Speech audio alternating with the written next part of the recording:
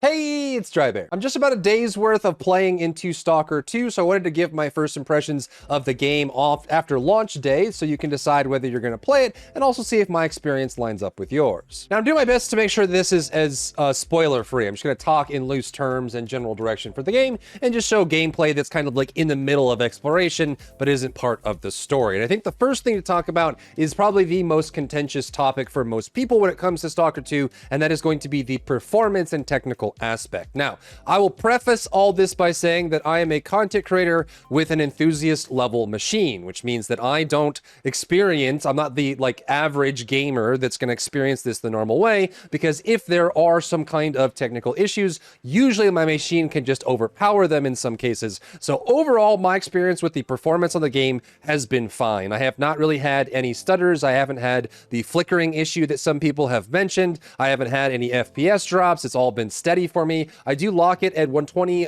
max for the use of recording, because having a locked cap there helps with the recording process. But overall, the game has run fine for me. I have had no crashes, no black screens, nothing like that. But granted, I have seen a lot of feedback on online forums and discussions and things like that of people experiencing many of this. So it's something that you want to kind of be aware of. Make sure you have your graphics drivers updated and check the minimum spec requirements for the game in general. Now, outside of performance, I would say there's definitely some noticeable lines that you can see around the overall polish of the game. It's not all the time, but there are plenty of times where enemies will get stuck, ragdolls will go the wrong way, dialogue gets kind of cut off, there are still issues where sounds are playing at the wrong time, or various other things like that. So I am noticing the flaws. Now, I try my best to take off my rose-tinted glasses, considering the fact that I love Stalker, and for me, I'm just very happy with the game overall and enjoying myself quite thoroughly. But there are, again, very noticeable points where things that kind of are immersion breaking, where, you know, NPCs will glitch or teleport, things like that, you wouldn't really expect from a game that looks this great on Unreal Engine 5. It's definitely going to be noticeable from that.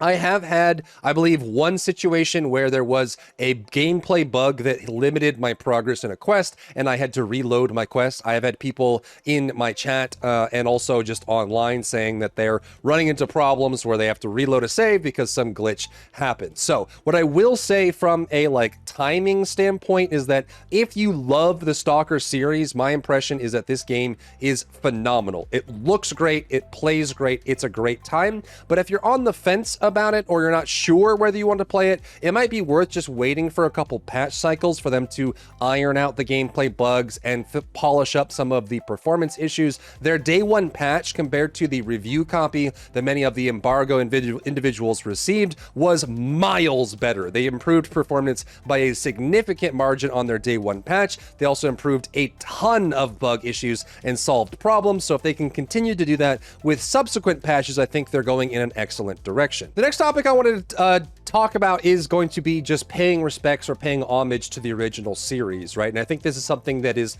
worth discussing on a title that is meant to be a sequel on a game that has a lot of history and has a lot of expectations from players. And I would say that for better or for worse, depending on what your perspective is, this game pays absolute tribute to the original games. It has the same vibe, it has the same feeling, it has the same pros and the same cons. And a lot of the reviews that I'm seeing that are, middling or negative, most of their complaints that aren't related to performance are very much around what makes Stalker Stalker. The feeling of aimlessness as you wander through the world, the feeling of unfair treatment and high difficulty where you run out of supplies or you're forced into a corner, or it feels like the bandits are just cheating because they're hitting you in crazy ways and knocking you out. A lot of these things that I'm seeing as negatives to me is a positive, because it's one of the reasons that makes Stalker so unique. So I would say that the game, if you love the Stalker series or the Zone likes, like Chornobyl and things like that, or even any of the Metro games that are kind of more action focused versions of this kind of aesthetic, I think that you will love this game. It is very, very much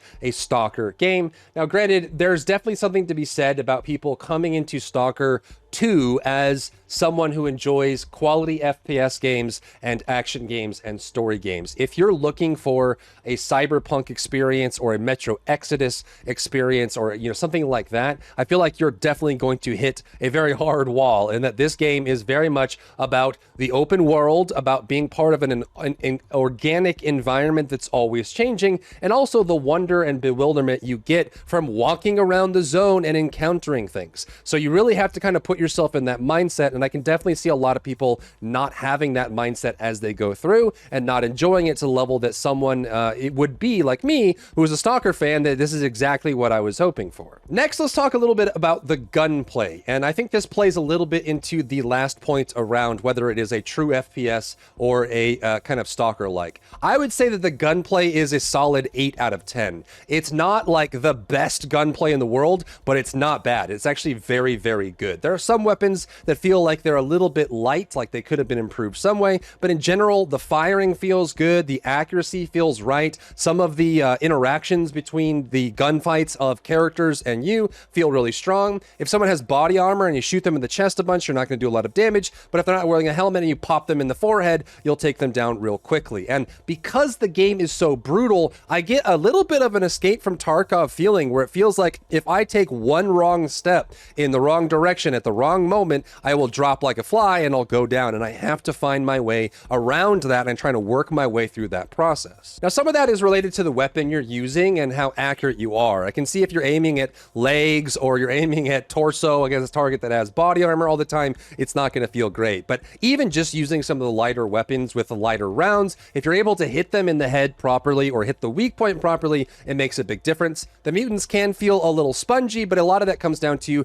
preparation and standing in the right spot. Especially on the highest difficulty veteran, which I'm playing on, there are swarms of mutants. They're constant all over the place, and they are a huge like drag on ammo supplies. I run on ammo constantly because of them, and it really, really drags on you. So you kind of have to be careful about how you plan, and part of that's just being a survivor or a stalker in the zone rather than the gunplay itself. But if you're looking for like the most innovative, greatest gunplay ever, I would say it's about an 8 out of 10 or 8.5 out of 10. The reloads feel visceral and responsive. The weapons feel good. The gunplay overall is strong, but it's not going to be like, I feel like Call of Duty Black Ops 6 probably has a slightly better improvement in a lot of areas because of it, and but I think it feels very much like a tactical extraction style shooter, where it's more about managing your resources and getting the jump on your enemy. And the last thing I want to touch on for this before we do a wrap up is just the general story and atmosphere for the game. I think again it does pay very strong homage to the original series, and it feels more like the world is the main character, the environment, the atmosphere is all the main character, and you're just one of the characters inside of their universe. You're just living in it. And I think that there's a lot more play on that than you'd get in any other style of FPS or action game.